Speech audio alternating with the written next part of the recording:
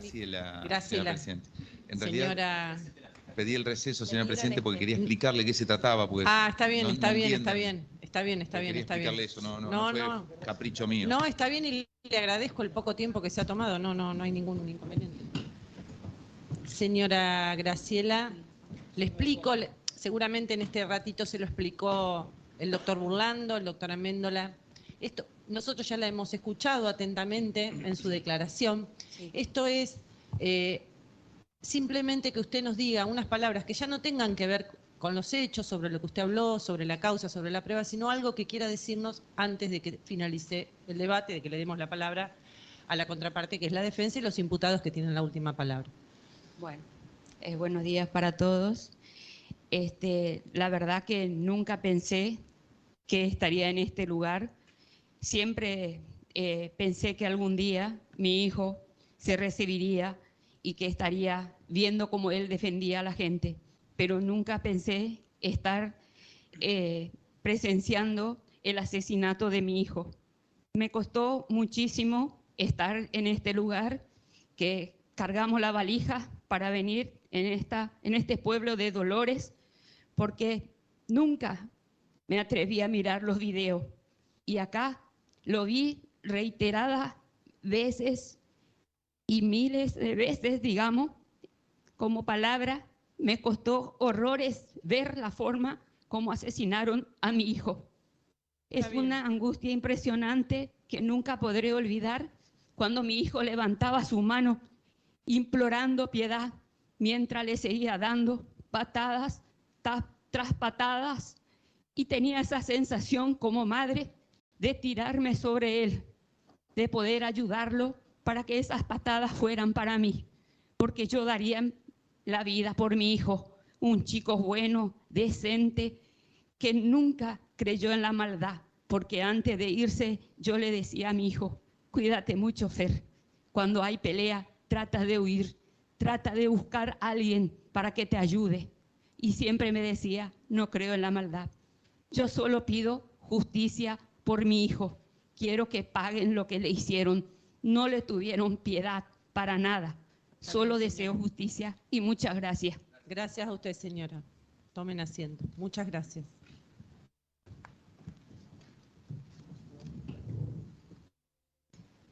Bueno, ahora sí, doctor Tomei, queda en uso de la palabra. Gracias, señora presidenta. Después de escuchar a la señora, no puedo menos que conmoverme. Todo dolor es inmenso. La pérdida de un hijo es una de las peores cosas que le pueden pasar a un ser humano. Tengo que hablar después de la señora y sinceramente me siento en un plano de inferioridad. Voy a decir desigualdad, pero sobre todo porque tengo que ejercer la defensa, una explicación que por supuesto no va a ser igual que los acusadores, en función de la que la señora pide justicia. Voy a tratar de volver. Me fui un poco, tenía varias ideas y estas palabras... ¿Necesita un cuarto intermedio, doctor? No, para nada, no, lentamente estoy volviendo. Y también hago el ejercicio de que estas cosas cuánto nos duelen, ¿no? Discutir en presencia del dolor es difícil para todo ser humano, por más preparado que esté. Así que comenzaré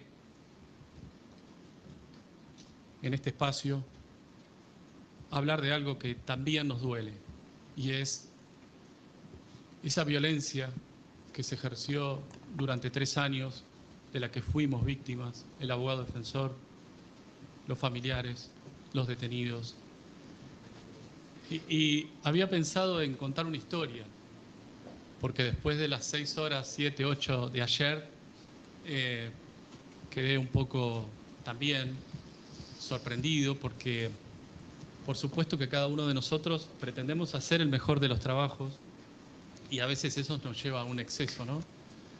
Y yo considero que ustedes, jueces del tribunal, conocen la prueba mejor que cualquiera. Entonces, venir y reproducir toda la prueba, toda la evidencia, todos los videos, me parece que no voy a contribuir en nada.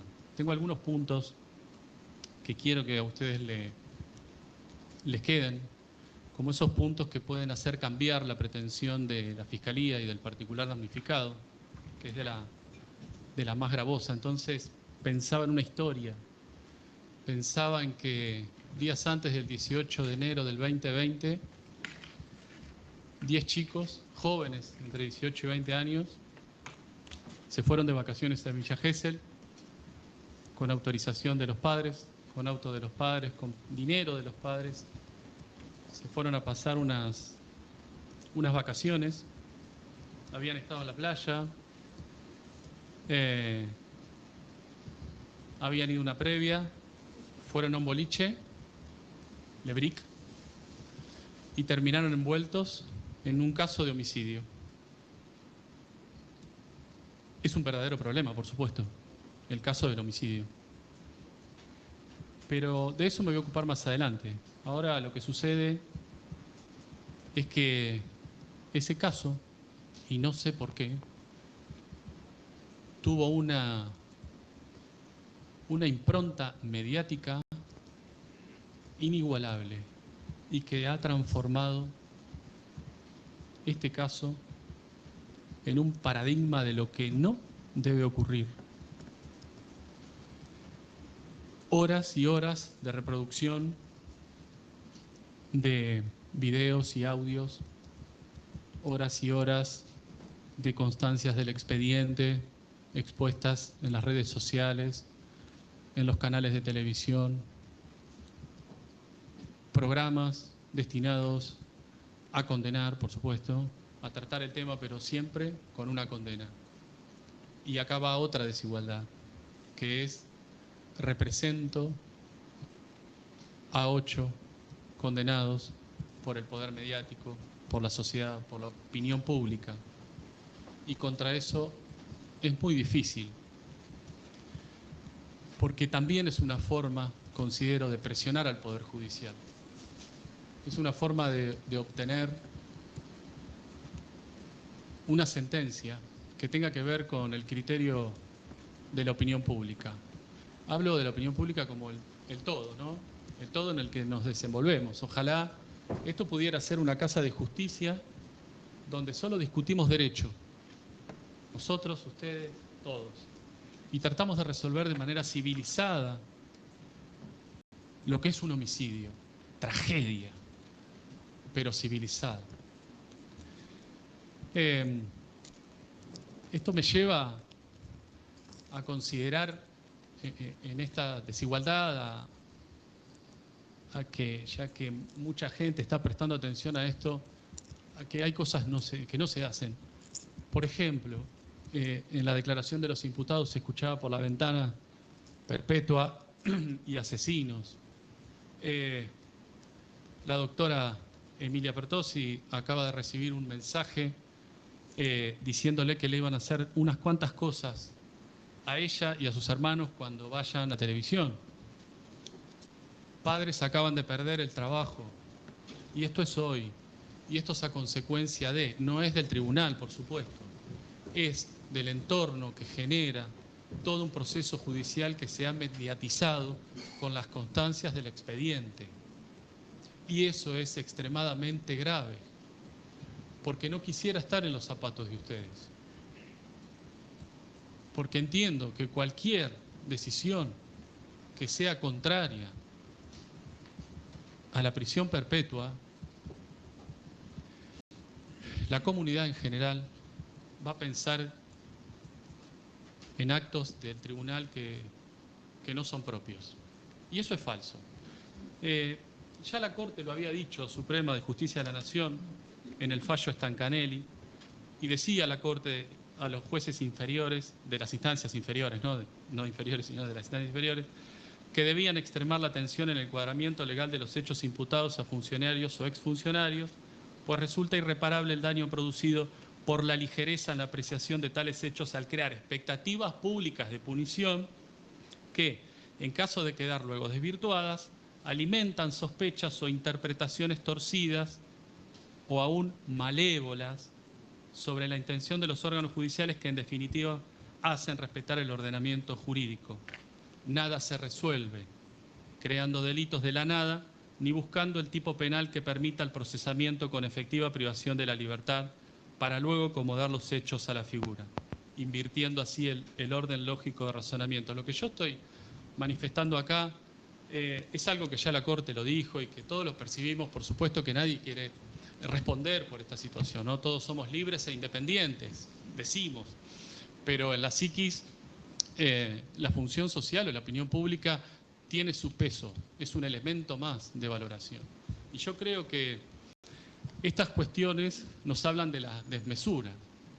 Por un lado, nos encontramos al principio del proceso con 10 chicos detenidos, sin ninguna otra evidencia, y como para dejarlos a todos detenidos, lo que sucedió fue la creación de este tipo penal, que nos acompañó hasta hoy. Y voy a ser un poquito malo en eso y voy a decir también que esa elección de esa detención, porque eran 10 los detenidos, el Estado lo que pretendía era que declaren y que confiesen o se responsabilicen unos a otros, porque en 4 páginas, en 4 primeras páginas de la instrucción penal preparatoria, lo que surge de inmediato es una detención sobre homicidio calificado por alevosía y premeditación. Eso permite no especificar en nada y dejar detenidos a todas las personas. ¿Qué pasó? ¿Qué sucedió después? Bueno, lo sabemos todos. Se empezó a hablar del caso. Se empezó a hablar del caso y se empezó a juzgar el caso. Y empezaron a aparecer personas profesionales que hablaban y hacían dictámenes de las personalidades de los imputados, psiquiatras, psicólogos, hablaban como si lo hubieran atendido. Abogados también, que generaban empatía por un lado y desprecio por el otro, y horas de programa solo para decir una cosa, que ellos eran unos asesinos que no merecen ninguna piedad. Eso es lo que el tribunal tiene que juzgar. Socialmente condenados, socialmente vituperados, y no hay palabra que alcance para el sufrimiento que ellos están atravesando. Y no es comparable con la muerte. Permítame decir esto, porque muchas veces se pone una cara y de pronto aparecen los papás y contra ese dolor no se puede. A mí me preguntan, ¿por qué defendés esto si hay una muerte del otro lado? Mi respuesta es no sé, por supuesto, soy bastante inconsciente en eso. Pero lo que sí tengo en cuenta es que el dolor humano hay que respetarlo. Y se respeta, por lo menos nosotros, los hemos hecho desde el silencio desde el primer día. Esto me valió bastantes críticas de la prensa. Pero para mí la Casa de Justicia es la Casa de la Paz. Es la casa donde debemos hablar de todo esto que nos pasa como sociedad, debemos minimizar los conflictos, debemos dar respuestas, pero una respuesta de acuerdo a la ley. Esa ley que va después de un proceso, esa ley que va después de una indagatoria debidamente tomada. Esa ley que en palabras recién escuché, que sea justicia, y empecemos a definir justicia. Si justicia es perpetua, como el presidente de la Nación nos sorprendió con un cartelito que decía justicia para Fernando, y si después justicia y otros cartelitos que dicen justicia es perpetua, el presidente de la Nación, docente de Derecho Penal de la Universidad de Buenos Aires, está pidiendo perpetua. Y esto acá uno puede empezar a discutir esta intervención de los poderes, ¿no? Sé que el tribunal no se va a dejar amedrentar por nada. He visto un manejo absoluto de la situación y siempre agradecido. El juicio se desarrolló de la manera que lo habían planteado, estoy seguro, y creo que las partes nos comportamos desde ese lugar.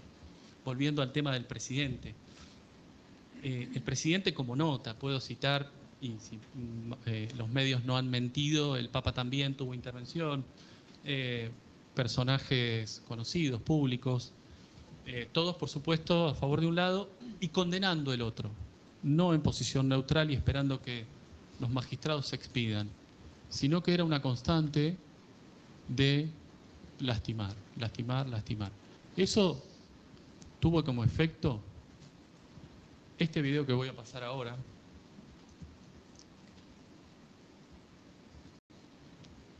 que me interesa mucho porque es el culmine.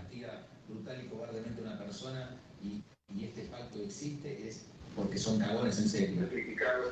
Señor presidente, Califiqué ¿podría poner más fuerte? estos tipos de hijos de puta. No se escucha. 8 o 10 conchudos son asesinos, cobardes, cagones, gente que realmente merece morir en la cárcel. La sanción posible para estos energúmenos. La puta que te parió, estos hijos de puta, estos son cobardes. Son hijos de puta. Desachupadores, hijos de puta. Nada, ni a los jóvenes, ni a los rugbyers, ni a la sociedad. Solamente representa residuos escatológicos, sola y exclusivamente. Puta que te parió, existe. Desgracia, como dijeron estos pelotudos. ¿Esto puede ser una desgracia? No va a ser una desgracia. Esto no es una pelea mano a mano. Esto no es una desgracia. Esto es una brutalidad. Es un animal, es un asesinato brutal y cobarde. Uno de estos hijos de puta estaba haciendo la previa al día siguiente. Atacaron como unos cagones en manada. Esto no es mafia, esto es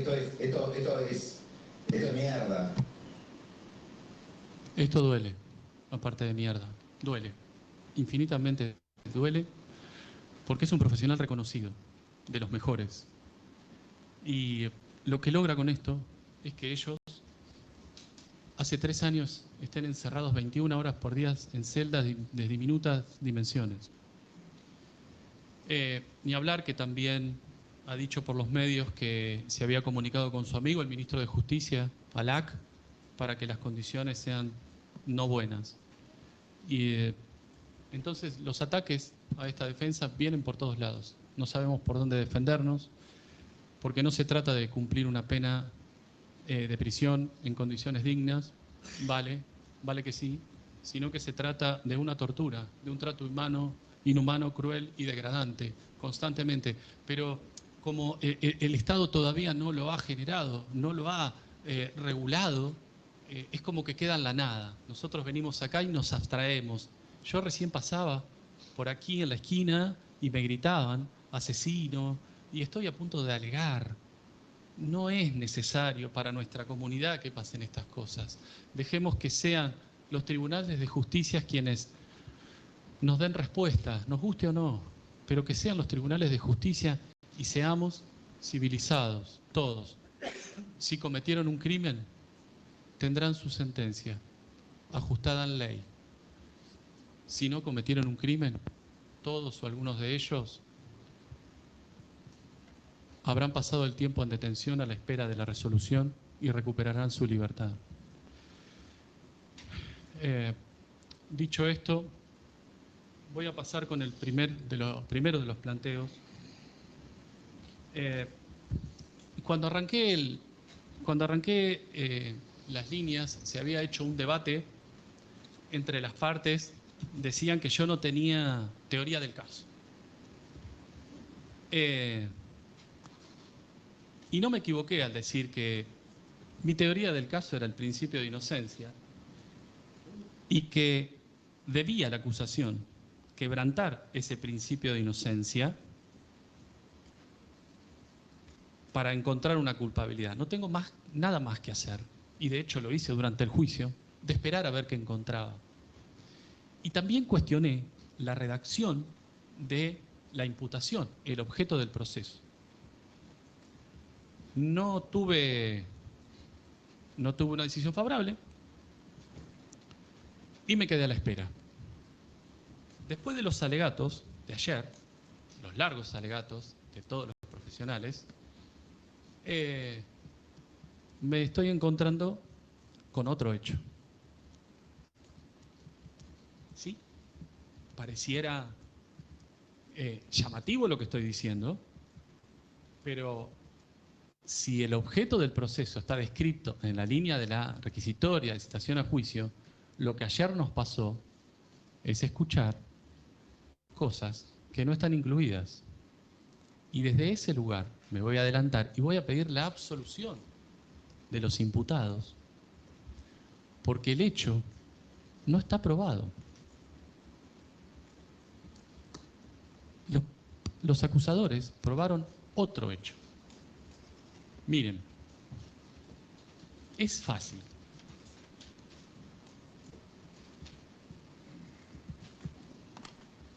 Ocho sujetos adultos de sexo masculino acordaron darle muerte a Báez Sosa. Distribuyeron funcionalmente sus roles comisivos, a raíz que minutos antes, al encontrarse en el interior del local, Lebrick tuvieran un altercado con la víctima. Bueno, la primera razón de esto es que no señala a Thompson como la persona que tuvo el conflicto. Lo están diciendo en el alegato. Están intentando cambiar la plataforma fáctica, porque Thompson no se defendió de eso, porque no estaba previsto en la requisitoria. Si tomamos como punto de partida para el objeto del proceso la descripción del hecho tal cual está en la requisitoria, la sentencia tiene que hacer una réplica, ¿no?, tiempo después de lo que sucedió en el debate. Ahora, si la sentencia dice, acá el problema lo tienen los 8, si después señala uno solo, me parece que hay una variación y el principio de congruencia está afectado. Porque el debate no es para llenar lagunas. El debate es para que la acusación confirme si esto se dio o no. Y no hay acusación subsidiaria y tampoco se interrumpió el caso para darle posibilidad a la defensa y ampliar la acusación. Es decir, me quejé siempre de la indeterminación y la doctora Castro lo entendió bien al principio, en un llamado de atención. Y la indeterminación ahora viene o pretende ser determinada. Entonces no estamos hablando del mismo hecho. Cuando hablamos de hecho, hablamos de conducta. Si son 8 los que tienen un altercado adentro del boliche, no puede ser 1. Son 8. Sigamos. De estos 8, 5 le pegaron a Fernando Báez Sosa y 3 a los amigos de Báez Sosa. Por supuesto que está el previo acuerdo. ¿Qué sucedió en el alegato? Todos les pegaron a Báez Sosa. Entonces, si todos les pegaron a Báez Sosa, no estamos hablando de lo mismo. Para que se entienda bien a la audiencia y a los que están presentes, es una cuestión extremadamente técnica.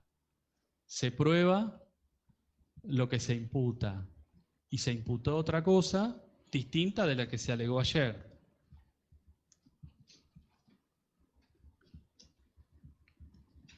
Habla de cinco sujetos y en el alegato fueron los 8. Hablan de 3, Violás, Pertossi, Luciano y Lucas, que no le pegan a Báez Sosa, que ellos son los responsables de pegarle a los amigos. Pero en esta indeterminación tampoco surge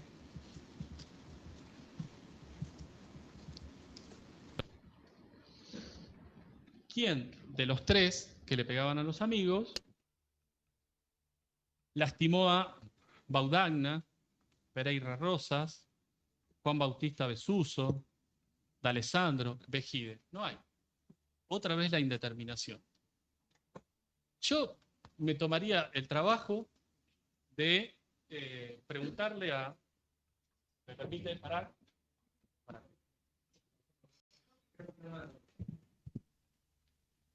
Le preguntaría a Lucas Pertossi ¿A quién le pegó? Por lo menos para terminar de cerrar esta indeterminación. Si le pegó al Uno, Baudagna, si le pegó a Pereira Rosas, a Besuso, a Beijide o a Tomás Agustín de Alessandro, porque la Fiscalía no lo pone. Ahora sí, ahora, tiempo después, dice también, de paso le pegó a Abel Sosa. Entonces podemos elegir uno y decir, bueno, yo le pegué al segundo. Y vamos completando lo que debió ser parte de la prueba, de la acusación, para quebrantar ese famoso y constitucional derecho de inocencia. Sentate. Luciano, que lo buscaron en todo el debate. No tenían que buscar, porque eso no es una forma de investigar acá en el debate. Luciano, a vos te acusaron de pegarle a los amigos de Fernando Abel Sosa para que hicieran un cerco. Y te imputaron unas lesiones de 5 chicos. ¿Querés elegir uno? Yo lo puedo elegir yo. Ayrton, violás. La misma pregunta. También resulta que sos la persona que arengaba para generar este homicidio. Pero acá no lo dice. Acá dice que los gritos, esos gritos que llamaban a la pelea salvaje, encarnizada, y que para pegarle en una bolsa de papa, dice que se dieron, perdón, no veo, dice que se dieron durante su accionar. Por lo tanto, el grito de combate, vamos ahora que la policía se retiró, no puede ser probado, porque nos estábamos defendiendo de otra cosa. Y de hecho, este párrafo dice claramente que dichos agresores, durante su accionar, es decir, ya estaban, vociferaban a viva voz a la víctima. Algunas manifestaciones, ahora qué pasa que estamos afuera, adentro pegaban de atrás, pero ahora fue afuera a ver quién gana, varias referencias. En este párrafo tampoco van a encontrar, cuando empiecen a escribir la sentencia y a reflexionar sobre todo lo que vivieron, quién fue el que gritó. Pero ahora resulta que es violás. Es raro esto. Ahí me explicaba por qué tantas horas de alegato. Claro, cuando uno tiene que postular una mentira, insiste, insiste, insiste, insiste. Fueron 11 horas de escuchar lo mismo. Yo soy más humilde. Pienso que la verdad aparece sola y hay que solo nombrarla. Porque la verdad existe. Y debe rescatarse. Con palabras cortas, concisas, porque sale sola.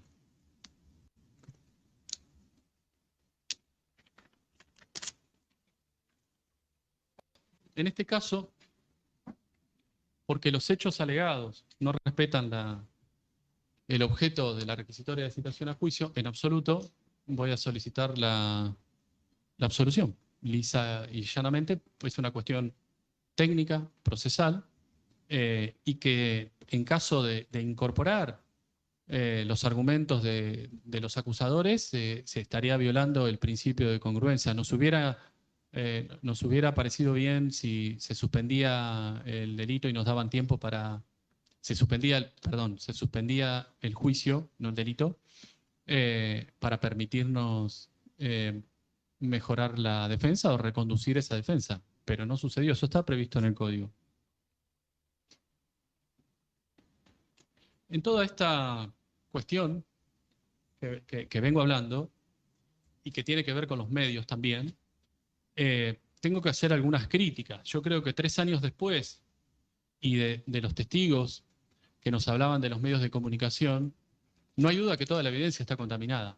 Toda, absolutamente toda. La sentencia que se pueda dictar, por más esfuerzo que se haga, va a intentar aproximarse. Conozco la buena voluntad y el amor por el derecho que tienen los jueces, nuestros magistrados, pero inevitablemente no pueden salir de una cuestión como esta.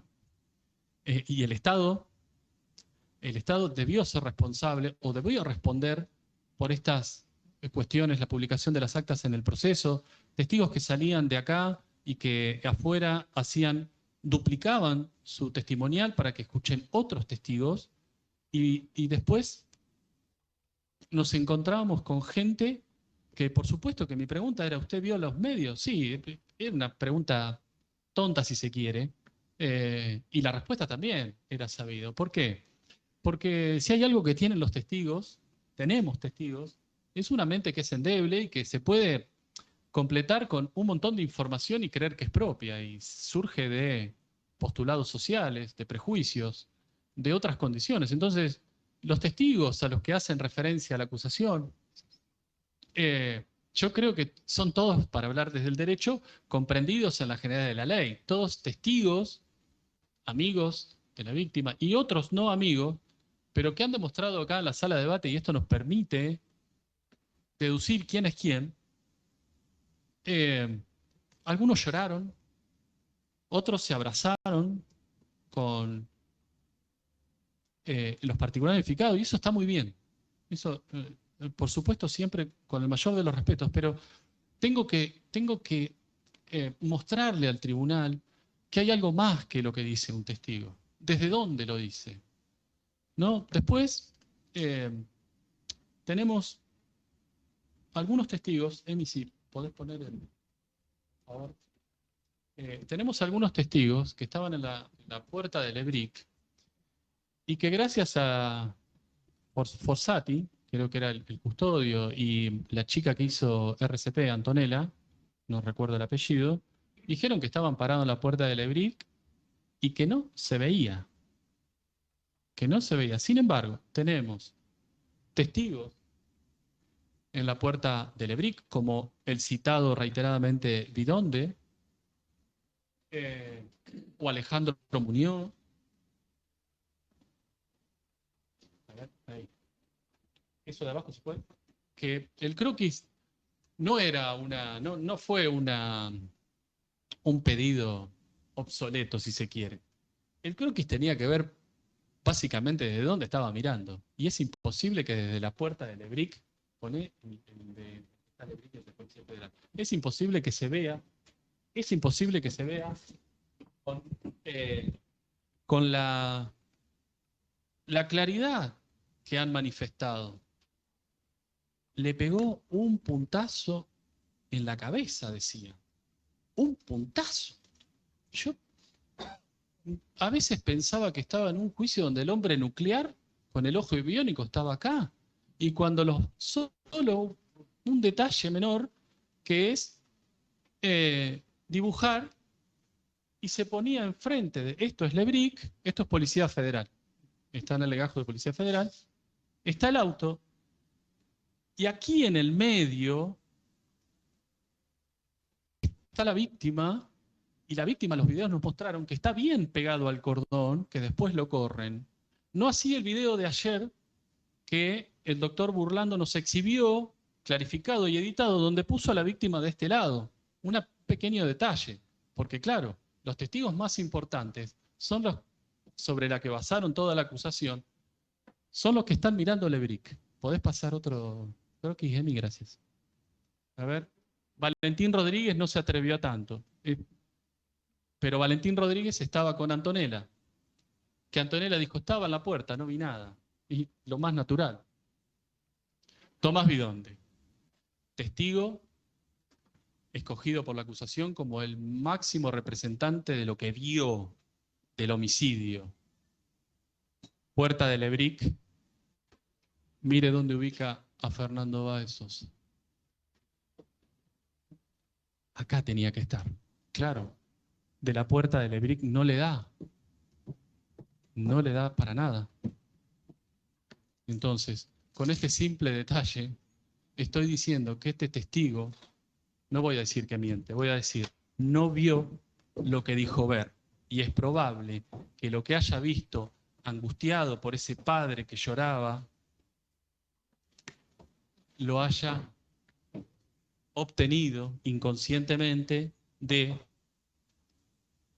los medios de televisión y las redes sociales que estaban pasando uno a uno los videos infinitamente.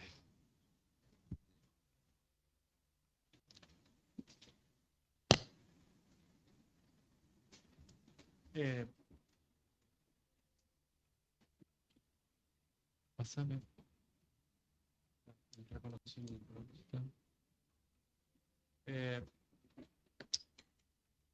Creo que todas estas cuestiones, el problema de todo esto es cómo se han mostrado, proliferado todas las constancias del expediente y cómo los testigos inconscientemente fueron asumiendo una posición que tiene como contrapartida una sentencia difícil de hacer. Porque claro, cada vez que tomamos las palabras de los testigos, cuando nos sirven, no las reflexionamos de dónde surgen, sino que directamente las aplicamos a nuestra teoría del caso o a nuestra sensación de cómo se tiene que resolver.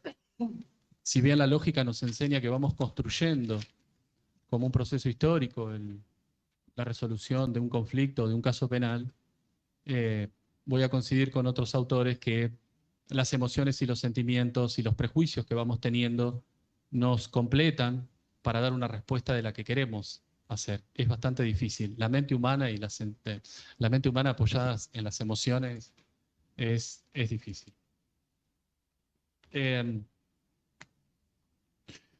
Todos hicieron todo. Esa es la cuestión.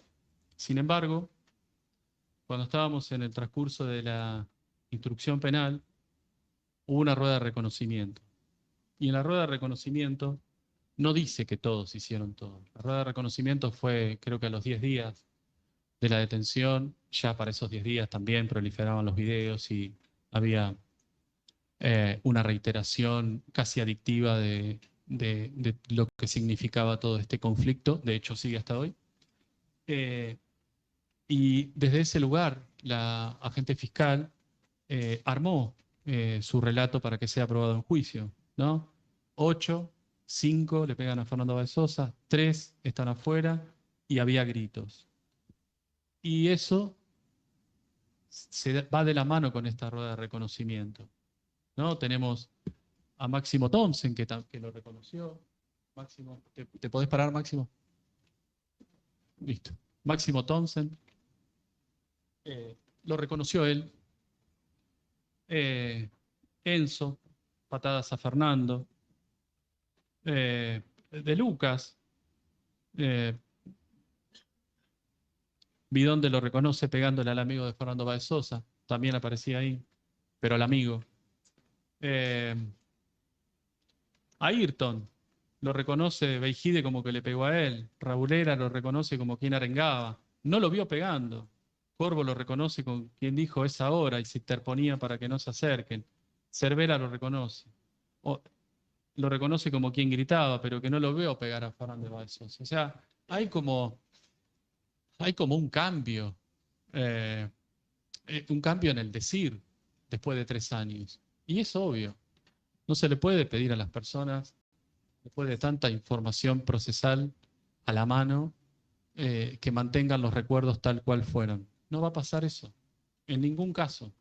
Por eso creo que el Poder Judicial, Corte Suprema de Justicia, debería hacer algo para que estos juicios mediáticos no impliquen o intervengan en lo que es en los casos concretos del Poder Judicial.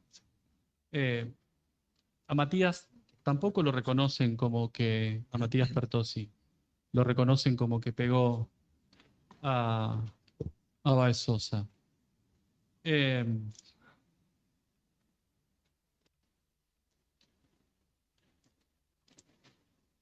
Por eso digo, yo estoy hablando del todo.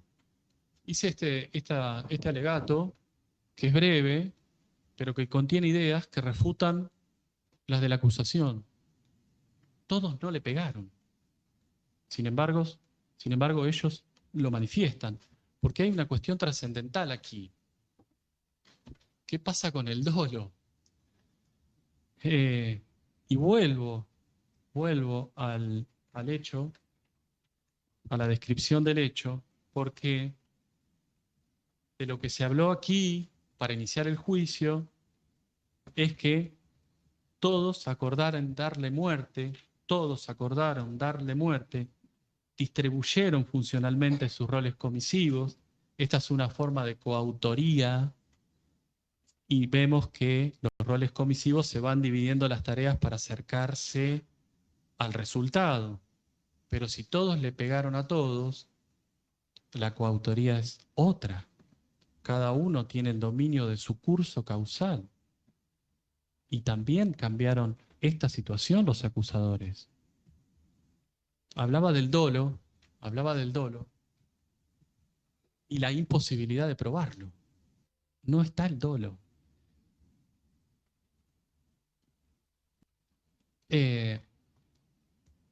Recuerdo que la fiscalía lo puso ayer en una patada en la cabeza. Y me preguntaba si patearle la cabeza a alguien significa la intención de muerte sin analizar el contenido del golpe. ¿Y por qué? Porque no es una patada en la cabeza, es una patada en la cabeza donde el perito no pudo determinar cuál de los golpes causó la muerte. Entonces, se habló mucho de Máximo Thompson, el líder, el monstruo. Pero lo cierto es que esa pisada que él reconoce y que le corresponde a la suela de su zapatilla, no había lastimado la boca, la encía, las piezas dentarias, los labios. Entonces, ¿cuál es la entidad de esa patada para hablar de dolo? Qué gran problema que tenemos, porque si no hay dolo, no hay caso, porque el caso fue presentado como un homicidio cometido con premeditación y alevosía. Y el dolo no puede surgir de una patada en la cabeza. Y además otra cosa, lo adelanta el Ministerio Público Fiscal. ¿Por qué? Porque la patada de la cabeza ya había pasado y el plan criminal, acordar dar la muerte, es un hecho del pasado. Por supuesto que la Fiscalía inteligentemente, a falta de pruebas, utiliza los 7 minutos que salieron del boliche y que es la ausencia. Entonces, dijimos, una falacia, ¿no? Como no podemos probar qué es lo que pasó en esos 7 minutos, decimos que en esos 7 minutos acordaron al plan. Falso. O inverosímil, o poco consistente. ¿Por qué? Porque no hubo plan. Nunca hubo un plan para matar. Nunca hubo un dolo de matar. Aunque no se le crea a Máximo Thompson, claro. ¿Cómo se le va a creer a Máximo Thompson cuando dice, sí, lo pateé, pero no lo quería matar? Nunca tuve esa intención. ¿Cómo le vamos a creer si es un salvaje? Si es un asesino. Ayer mismo escuché esas palabras que retumban en una casa de justicia. No debería pasar porque son inocentes hasta que una sentencia diga lo contrario. Y ni siquiera aquí se respetó eso. Yo miraba atónito, tratando de entender algo y no entiendo nada. Soy un hombre formado en Derecho y tengo apego a la ley y juré respetar fielmente y que se hicieran respetar los postulados de la Constitución. Y sin embargo no pude. No puedo, es mucho, es demasiado. Es demasiado por donde se lo analice. Es constante, agresión, agresión, agresión. Ayer se habló de violencia y que los jóvenes debían aprender y debían esforzarse y debían ser tranquilos. Pero insultando un prestigioso abogado no hace ningún ejemplo, es contradictorio. Es tan contradictorio todo como este juicio. De la indeterminación a la determinación, de la etapa de investigación a la etapa de juicio donde se tiene que investigar, donde lo que no se pudo probar queda en cabeza de los imputados. Y así vamos construyendo una respuesta que se va asemejando al clamor social. No me quiero ni imaginar lo que puede suceder si aquí se aplica la ley con sentido estricto y, en ejemplo que lo voy a plantear, se encuadra el hecho en una agresión, un homicidio en agresión, conocido como riña, del artículo 95. con la pena que llevan en libertad, con la pena que están cumpliendo los 3 años, quedarían todos en libertad. No me quiero imaginar. Pero bueno, creo que ese es el adecuado contexto jurídico, judicial, en el que una sentencia, a mi criterio, debe ser dictada.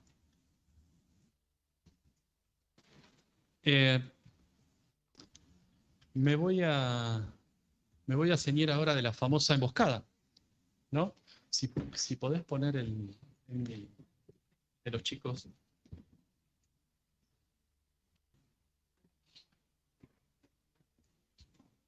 Se habló mucho de una emboscada. El plan criminal debía dejarlo en estado de indefensión a Baez Sosa, y para ello yo me voy a ceñir al hecho de la requisitoria. Las 3 personas, Lucas, Ayrton y Luciano, alejaban. Bueno, ese es el grupo segundos antes de que se irrumpieran mis asistidos para comenzar esa gresca, agresión, como le quiera llamar. Voy a usar el concepto del tipo penal y decir agresión. Miren, y estuvimos trabajando sobre esto. Filardi, uno de los que estaba ahí, dijo: mi amigo Corvo me saca y me dijo no te metas más. Con lo cual, la ayuda no estaba prevista en su mente. No tenía la decisión. Besuso, recibí un golpe y crucé. Me alejé y busqué a los patobicas. La decisión de ayudar fue buscar a alguien que pueda manejar la situación mejor que él. Perfecto, pero se fue. Corvo, Santiago, sacó a los amigos de una situación de peligro. Tampoco. García Julián, le dan un golpe en la oreja y cruza, porque quedó desconcertado en el tiempo. Raulera, Ayrton Violás viene a pegarle y le dice que pare. Ayrton Violás amaga y no le pega. Lo respeta. Es raro. Esta organización criminal es rara. D'Alessandro, le pegó Luciano Pertossi. Se agarró de las piernas de uno de los sujetos que le estaba pegando y le pegan una patada. Quiere decir que Tomás, D'Alessandro, tiene algún forcejeo con alguien, termina el video, se ve algo en el video, pero no tiene voz, nadie lo cuenta. Bueno, se toma de la pierna y trata de defenderse, si se quiere, o de luchar. Pero en definitiva, él está ocupado en otra situación y nadie hizo nada por sacarlo de encima. Tabarossi no recibió golpes. Él dice: quedé en shock dentro del lugar. Ahí quedó, nadie lo tocó. Baudagna, apenas sentí el golpe me fui a la esquina. Cervera, me corro para atrás y pude ver cómo le pegan a mis amigos. Bonamaison, estaba en la ronda y retrocedió. Miren, yo detecté esto. Bonamaison habló de emboscada, que no había hablado en su primer momento en la IPP. Habló de intención de matar, tampoco, pero lo introduce aquí. Y escuchó que dijo: vamos, mátenlo al negro de mierda. Esto es novedoso. Es tan novedoso como el golpe que le da, que supuestamente le da, yo no lo creo, Baez Sosa a Thompson. ¿Por qué digo esto? Porque ninguno de los testigos que estuvieron siempre dentro del boliche con Baez Sosa, con Fernando Baez Sosa, lo mencionó. ¿Cómo no lo van a mencionar los amigos que estaban con él? No pudieron detectarlo. Sin embargo, un agente de seguridad del EBRIC nos trae 3 años después un dato que nadie conocía, porque si no, la fiscal del caso lo hubiera puesto. Porque es un enunciado que hace a la construcción del ilícito. Por eso digo, cuántas sorpresas hay en este debate, cuántas cosas raras pasaron, pero que todas tienen un sentido, y es la condena perpetua de estas personas, de estos jóvenes que en el momento del hecho tenían entre 18 y 20 años. Muy preocupante.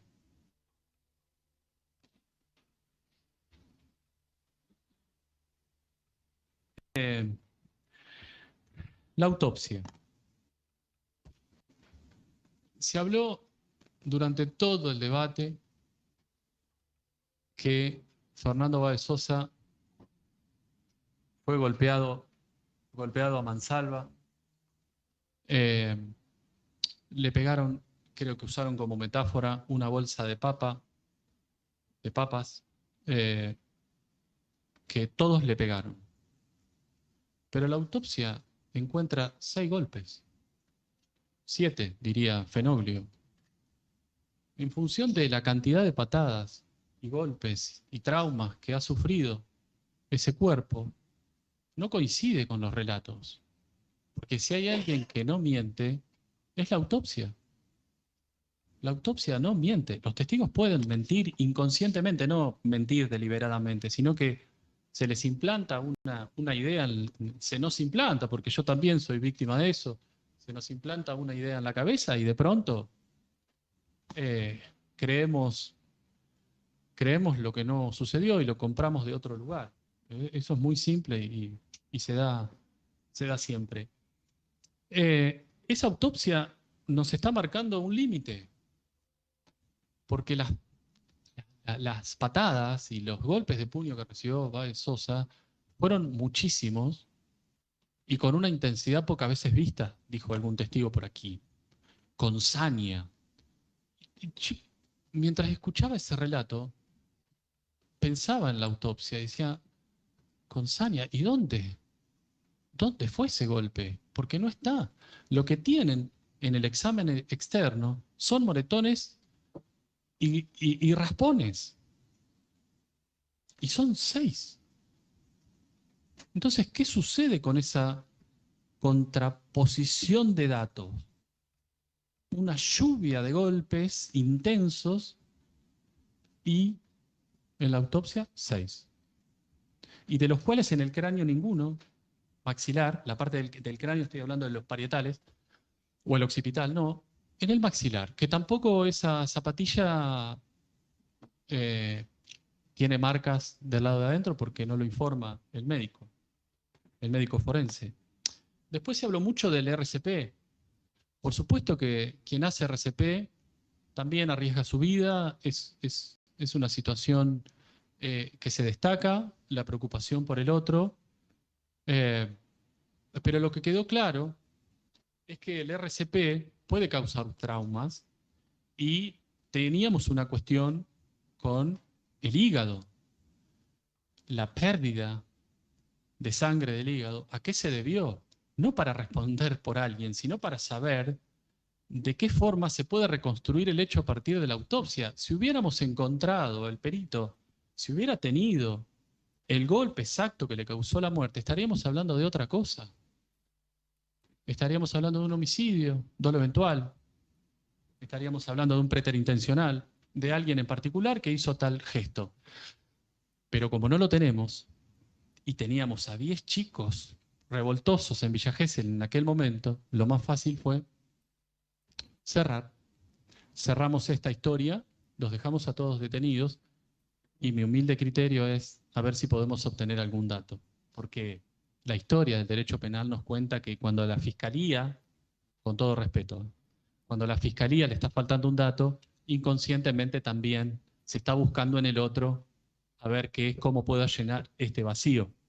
Muy criticados todos nosotros, abogado defensor e imputados, porque no hablábamos sobre qué había pasado, no se había pedido disculpas, había una presión constante sobre el tema del habla. Claro, el tema del habla era este. ¿Qué es lo que nos falta? ¿Qué es lo que no tengo? Bueno, acá era la respuesta. ¿Y qué necesito de todos los hechos, para conformar esa idea que venía teniendo? Y así fue, ¿no? Una reconstrucción inversa. Básicamente la autopsia nos planta de lleno en el artículo 95 del Código Penal. Es claro. ¿Es aceptado por la comunidad? No. Pero nosotros, hombres y mujeres de derecho, tenemos que decir que cuando la agresión en la que tomaren parte más de 2 personas y una resultara muerta, sí que constare quienes la causaron, se tendrá por autores a todos los que ejercieron violencia sobre la persona del ofendido. No sabemos quién fue. No se va a saber nunca quién fue. Por eso se aplica el artículo 95. Pero vaya a saber cuánta valentía se puede necesitar para soportar lo que va a venir después. Quiero detenerme un segundito en el dolo y en la planificación. Quiero decirles que durante las horas de alegato de ayer no encontré una mención a la planificación, porque la planificación no es cualquier planificación, es la que dice la requisitoria, y la requisitoria arranca diciendo, se pusieron de acuerdo para matar con alevosía, o sea, no solo incluye el dolo de matar, sino que el dolo de matar va con la premeditación, con la idea y con la alevosía. La patada en la cabeza que viene después subyace desde un momento espontáneo, no premeditado. Puede que alguien le haya pegado y que no estaba en el plan concreto. Entonces empezamos a hablar de otra cosa, que es el dolo de homicidio, con dolo eventual, por supuesto, porque era más fácil si nos organizábamos para matar a una persona, agarrar un ladrillo en la cabeza, un corte, un cuchillo, un arma si se quiere. Eso no hay duda de que hay intención de matar, pero acá es una dificultad enorme, porque fueron segundos, porque según dice la Fiscalía, aunque no crea en esto de que le pegaron a Thompson, hubo una reyerta anterior, hubo una cuestión anterior, y hablando de eso para la alevosía, la Corte Suprema lo que nos dice y enseña es que ya se señalaba una suerte de incompatibilidad entre la riña y pelea y el concepto de alevosía.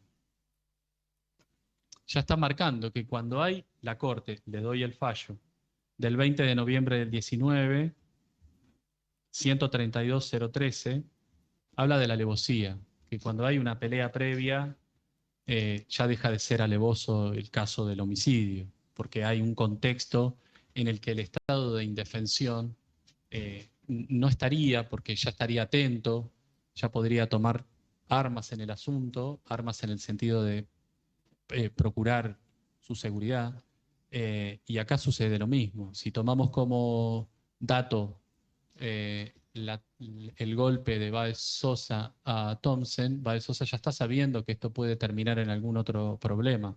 Sobre todo si cuando lo agarran del cuello a Máximo Thompson, que parece que hay una mano así, eso se asemeja más a soltame que me estoy quedando sin aire que a señalar a alguien para matar que no estaba ni siquiera en el video. O sea, hay toda una construcción narrativa impecable, impecable. Pero se dice y no se prueba. Por lo tanto, para el derecho no existe la mano para allá. Me dio pena el chico que tira la mano para arriba porque le está faltando el aire y después se agarra de acá y después trata de salir. Y además otra cosa, en esta intención de muerte, y que Máximo Thompson tendría el protagonismo. Si él se quería, él estaba resistiendo para quedarse adentro del boliche. ¿Cómo él después se organizó para matar? Él quería quedarse. Entonces no hay una relación entre te señalo y me quedo, te señalo y me voy solo a buscarte inmediatamente, pero se señala y queda regulando con el dedo porque se está quedando sin aire, lo dijo el judicial Laborde, que se estaba quedando sin aire, y si la idea de Thompson en ese momento era ajusticiar a la persona que le había pegado, que le habría pegado, ¿por qué no se dejó sacar o se fue solo a buscarlo? Ya que estaba señalando y haciendo algunos ademanes más de película que de un hecho de la vida real. Cuando hablamos ayer, se habló de la experiencia en la interpretación de las cosas. Bien, cuando se parte la realidad suceden estas cuestiones. ¿Por qué? Porque el último párrafo de la imputación, objeto del proceso, habla de lograr su impunidad al final. ¿No? se dieron a la fuga pretendiendo lograr su impunidad. Bien. Se fueron a dormir y se fueron a McDonald's. Estos pibes no tenían idea de lo que había pasado. Estos pibes no tuvieron dimensión. Tenían 18 y 20 años. Se podrán esforzar en justificar cualquier cosa. Si te agarran del cuello y aparece un dedo tirado para arriba como una situación de no puedo más, es que está señalando a alguien para matar y se dice en esta casa de justicia, estoy preocupado. Porque estos eran unos chicos que cometieron un delito, si se quiere, pero hay que verlo todo en su conjunto. 2 autos para ir para la huida se quedaron. Filmaron su propio crimen. Yo invitaría a todos los que estamos aquí a ver si una empresa criminal se puede manejar desde esa manera. Es decir, concursan, se ponen de acuerdo para matar y graban la muerte. No tiran el celular y se lo entregan a la policía con la clave. No lo entiendo. Tienen 2 autos para salir y siguen en el mismo lugar. Tampoco entiendo. En algunos chats que se habló de Caducó y me quedo con las flores de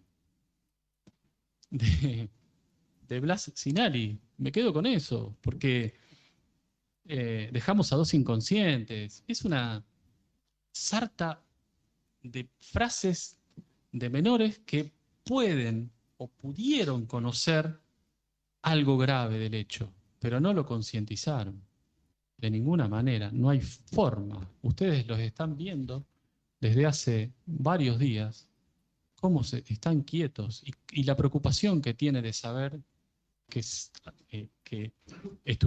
intervinieron en un hecho donde murió un joven como ellos.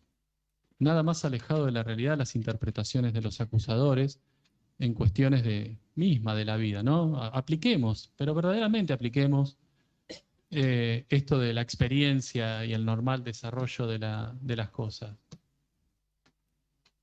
Me parece que lo vale. Después, no me quiero olvidar del ADN de Blas Sinali en la uña de Baez Sosa. La Fiscalía no lo puede explicar. Yo tampoco tengo la necesidad de explicarlo. No está en nosotros ofrecer una explicación de cómo sucedieron las cosas. Son los acusadores que le tienen que traer a vuestra señoría de qué manera se desarrollaron los temas y en algo tan delicado como es el ADN en el dedo. No es, bueno, porque tiene ADN también le pegó. No. Tiene ADN, pasó algo más. ¿Será que los amigos de Fernando no vieron todo o quizás olvidaron una parte de la historia? Porque está bien encontrarnos con una persona buena, que cuando fue sacada del boliche, la persona que lo sacó dijo en buenos modales, cuando vio el video dice, bueno, lo empujé. Es como todo muy raro, muy raro. O sea, lo empujó, lo sacó en buenos modales. Lo empujó. Y está bien, porque es un joven también, que tenía su derecho de oponerse y de sacarse la camisa y discutir, porque en esa edad pasa. El acta de procedimiento de este caso anotó 4 o 5 reyertas, una de ellas con una ambulancia que habían llamado. Entonces, yo creo que cuando uno interpreta el todo, baja de ese pedestal de que son asesinos inhumanos, y me estoy acordando del fallo de la Cámara que confirma la prisión preventiva que dijo que habían salido de cacería humana. Hasta eso creo que responde los medios de comunicación a instalar ideas en la cabeza y un fallo intermedio que mereció una recusación posterior que todavía está en trámite. Los jueces de la sala primera hablaron de cacería humana en un auto de prisión preventiva, de que eran portadores de una maldad sobrenatural y habían citado a Conrad. O sea, la literatura dentro de una sentencia judicial a mí me llamó mucho la atención. Pero bueno, en fin. Y creo que eso es el desborde del que hablo. Cómo mantenerse ajeno y solo pensar en el derecho cuando hay una ola gigantesca de información con un solo sentido, que es la condena. Voy a ir resumiendo para no aburrirlos.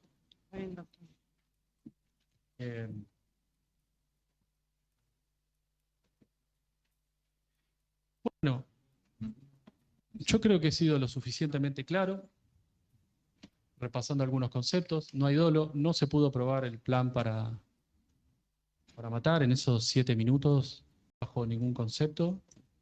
Hubo una agresión de mis defendidos hacia el otro grupo en el que participaba Báez Sosa, y creo que ese hecho debe ser encuadrado y calificado en el artículo 95 como homicidio conocido en riña, que es más agresión que en riña, y en su defecto también planteo un homicidio simple, con dolo eventual, y que se distribuyan las participaciones que el tribunal entienda.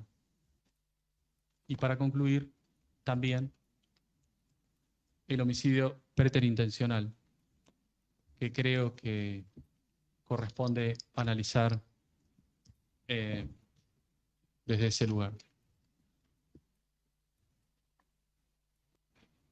Me olvidaba de algo importante.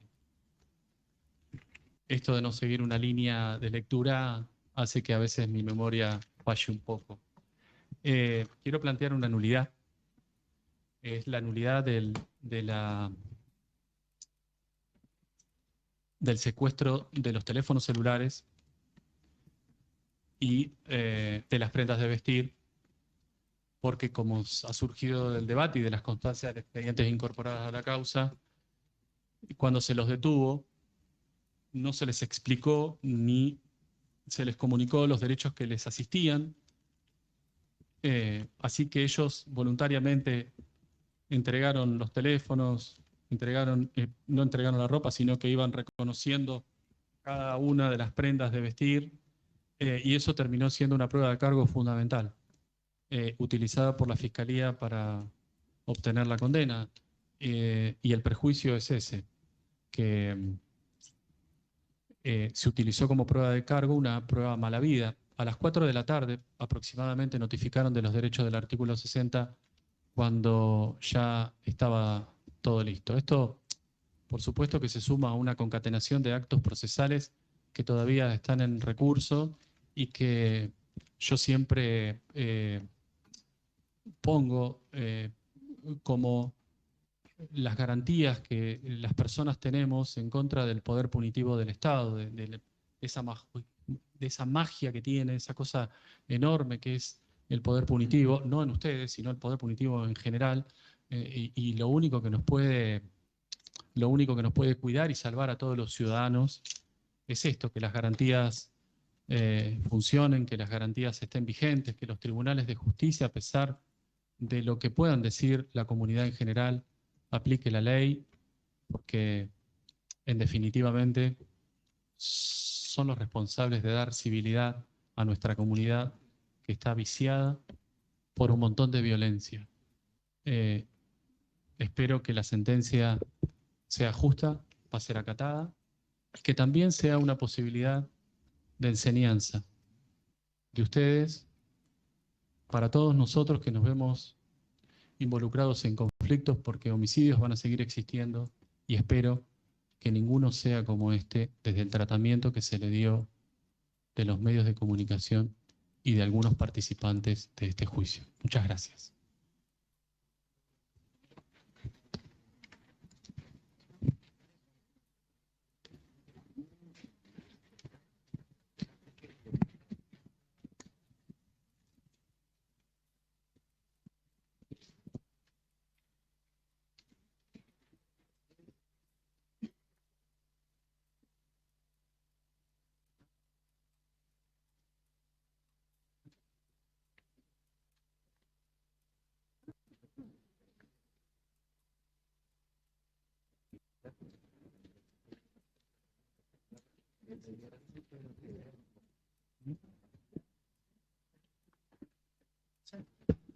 Bien, gracias. Un segundito.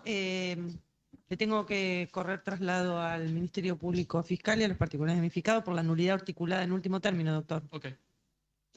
Sí, gracias, su señoría. En relación a la nulidad articulada respecto de la incautación de los celulares y las prendas de vestir, quiero destacar que la misma no va a prosperar desde el punto de vista que los celulares dispone el doctor Mercury, quien de conformidad a lo normado por el artículo 59 del Código Procesal Penal, de manera personal dispone el allanamiento fiscal, el cual a fojas 226 de la causa le requiere al juez de garantías la convalidación en secuestro. El juez de garantías destaca y convalide ese secuestro, lo cual se realiza a fojas 230.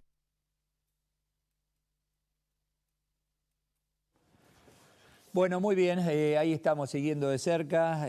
Buenas tardes a todos. Buenas tardes, Mariana? ¿cómo estás? Hola, ¿Cómo estás, Maxi, Eduardo, Mariana? Maxi. Franco Pizzo, ahí está. Volvemos porque sigue, sigue y ya charlamos con ustedes. Al policial. Ahora bien, el señor defensor hace mención de que no se le leyeron los derechos y de esa manera están violando la Constitución, lo cual no es así. El efectivo policial Vivas, quien procede a la incautación de manera material previa orden del fiscal, destacó que se le leyeron los derechos, siendo esto conteste a su vez por el comisario Pintos, el comisario Lincheta, que se encontraban en el lugar, y a su vez también prestó declaración testimonial el testigo presencial de dicha diligencia, un testigo civil, Cuqueijo, quien destacó que, si bien no se acordaba esa situación, siempre hizo mención la forma que se encontraban los imputados de manera colaboradores, estaban tranquilos, e incluso destacó de qué manera se comportaba el personal policial para con ellos, en el cual en todo momento, es más, hasta hizo una mención hasta que les ofrecían agua. Fue una diligencia en presencia de testigos, en presencia del fiscal, se le leyeron los derechos y de esa manera se convalida la incautación de los celulares, posteriormente secuestrados por orden del juez. Ahora bien, en relación a las prendas de vestir que hace mención el señor defensor, las mismas declararon todos los peritos, fueron secuestradas en legal, debida forma, por orden del fiscal. Ya no me voy a referir de vuelta al allanamiento y convalidado por el juez. Y en cuanto a las manifestaciones que hace mención el doctor, habrán advertido que la acusación, tanto el Ministerio Público Fiscal como el particular damnificado en el día de ayer, hicieron referencia sobre las pericias de ADN que posteriormente dieron positivo en relación a las prendas que fueron incautadas. Hicimos mención de qué manera determinamos que ese pantalón correspondía a tal persona. En ningún momento se hizo mención de que se obtuvo esa información por las manifestaciones vertidas por los imputados ese día.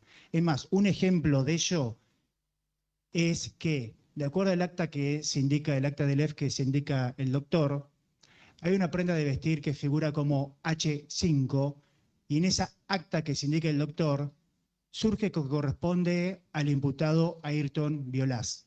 Todos hemos advertido que ayer destacamos y cómo arribamos a la conclusión de que esa prenda de vestir corresponde a Luciano Pertossi. En modo alguno hemos hecho uso ni nos hemos valido de esas manifestaciones vertidas por los imputados para acreditar esas circunstancias. Igualmente destaco que esas manifestaciones vertidas por los imputados en modo alguno tampoco acarrean la nulidad desde el punto de vista que son ellos quienes de manera espontánea, sin ser coercionados, manifiestan estas cuestiones. Esto lo dijo Cuqueijo, esto lo tiene avalado la Corte, fallo Cabral y demás. Por estos fundamentos debe rechazarse la nulidad pretendida. Gracias, doctor. ¿Los particulares damnificados? Señora Presidente. Respecto de la nulidad, doctor,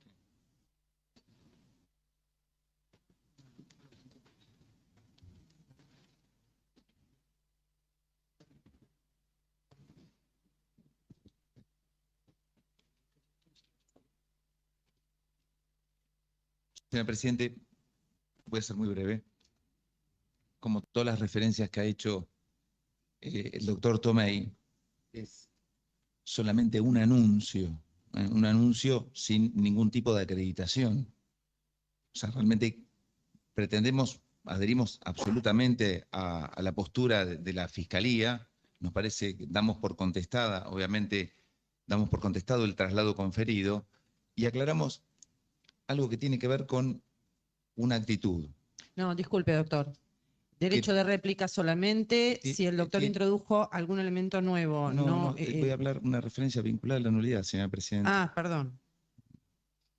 Les adelanto a ambas partes, cuando la Fiscalía ya ha hecho uso. Respetemos, por no iba a favor. hacer ningún tipo de referencia Está bien, como dijo, diferente alguna a lo que es la contestación del traslado que me dieron, señor presidente. Correcto, continuemos. Entonces lo escucho. Era Disculpe muy si breve, malinterpreté su término, algunas aclaraciones. Y tiene que ver con la manifestación, precisamente, de algunos de los imputados respecto de esas prendas, que cuando hicieron referencia a esas prendas, recordemos el tristemente famoso Pablo Ventura, que le atribuyeron ni más ni menos la pertenencia de una de esas zapatillas. Es lo único que quería agregar a las manifestaciones de la Fiscalía. Está bien. Con esto entonces damos por finalizados los alegatos. Sí. Sí, acérquese. Está bien, por favor. Doctor. Doctor. ¿Está bien?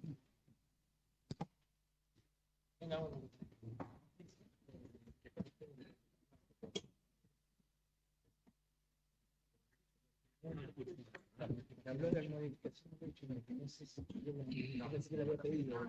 Sobre lo que Pensé que le había pedido. para que lo trate. Sí, sí. Perfecto. Bien, habiendo terminado los alegatos.